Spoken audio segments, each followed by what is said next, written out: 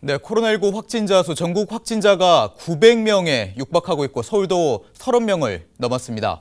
전문가와 함께 코로나19 현황을 살펴보고 진단해 보도록 하겠습니다. 한국건강관리협회 서울서부지부 최윤호 내과 전문의 전화로 연결돼 있습니다. 안녕하십니까? 안녕하십니까? 예. 자, 지난주에 저희 뉴스에 출연해서 얘기를 나눴던 이후에 확진자가 확 늘었습니다. 그렇습니다. 네네. 이렇게 늘어나게 된 원인 먼저 짚어보죠.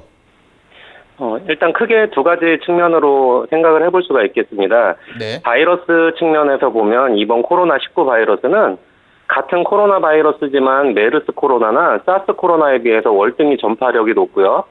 또 사회적인 측면에서 보면 이제 동선이 파악되지 않고 감염 루트가 불분명한 환자, 또 방역 당국의 예측을 벗어나는 환자, 외부로부터의 무증상 감염 환자 유입 등이 이제 그 주 원인으로 이제 생각되고 있습니다. 예. 그런 여러 가지 이유에서 정부가 이제 심각 단계로 위기 경보 단계를 좀 올렸을 것 같습니다. 그 효과 어느 정도로 기대할 수 있을까요? 일단 경계에서 심각 단계로 격상했다는 것은 지금 감염 단계가 지역적 확산이 아니라 전국적 확산으로의 어떤 위기 의식이 반영된 것으로 볼 수 있겠는데요. 네.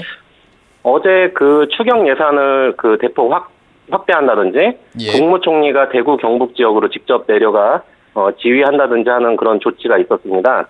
예. 이처럼 인적인 재정적인 지원이 이제 대폭 확대될 것으로 예상이 되고요. 마스크, 손소독제 같은 필수품의 품귀 현상, 예. 그리고 의료 인력 보충 등의 숨통이 트일 수도 있겠습니다. 다만 이제 행정이 집행되기까지 시간이 좀 걸릴 것 같고요. 예. 의협 등에서 이제 제기한 중국 전역으로의 그런 입국 제한 등이 아직 고려되지 않고 있는 상황이어서 효과가 어느 정도 나타날지는 두고 봐야 할 것 같습니다.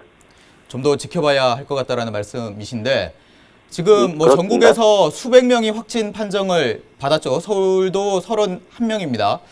이거를 좀 어떻게 그렇습니다. 봐야 될까요? 방역이 잘 되고 있다고 보십니까? 아니면은 아직 드러나지 않은 확진 환자가 더 있을 거라고 보시는지요?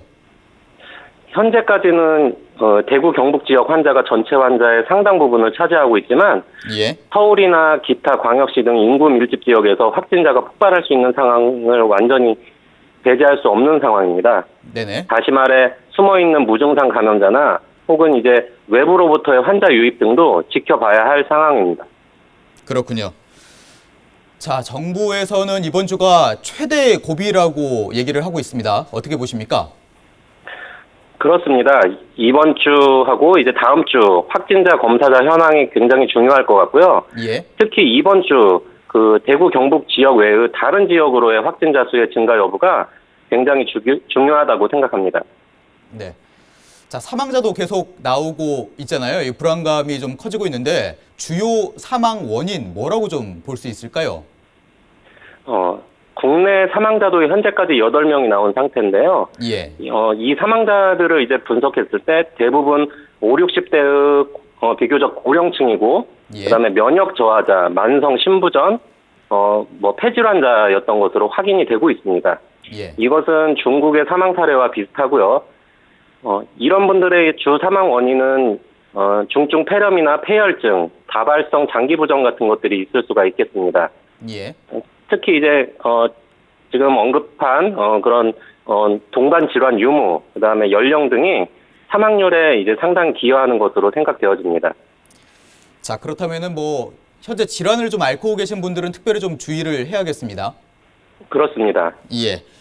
자, 현재 여러 시설들이 문을 닫고 있고 또 개학이 연기되는 등 여러 조치가 좀 나오고 있습니다. 혹시 이거 말고 더 필요한 조치가 있다고 보는 이 부분이 좀 있을까요? 현재 국민들에게 이제 직접적으로 와닿을 수 있는 마스크나 손소독제의 품귀 해소가 좀 시급하고요. 예. 이런 민생 문제들을 이제 국무총리께서 이제 직접 나서서 해주시는 게 어떻겠냐 이런 제안도 해보고요. 그리고 또한 이제 만일 예방적인 이런 조치들이 이제 실패를 해서 전국적인 이제 대유행으로 진행이 되는 경우라면 하루빨리 치료약제를 검토를 해야 하지 않나도 생각해 봅니다.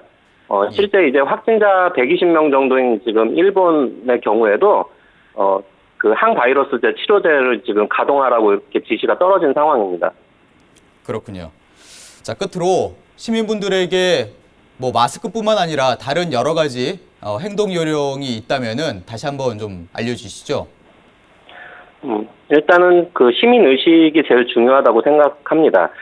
나는 건강하니까 마스크 안 써도 돼가 아니라 예. 이 마스크를 착용해서 다른 사람에게 피해를 주지 않겠다는 성숙한 시민 의식이 필요하고요. 네. 또한 이제 본인이 만약에 몸이 안 좋고 그런 기침 증상 등이 있다면 외출을 자제하고 사람이 밀집된 곳에 참석을 자제하는 그러한 성숙한 시민 의식이 필요한 때고요.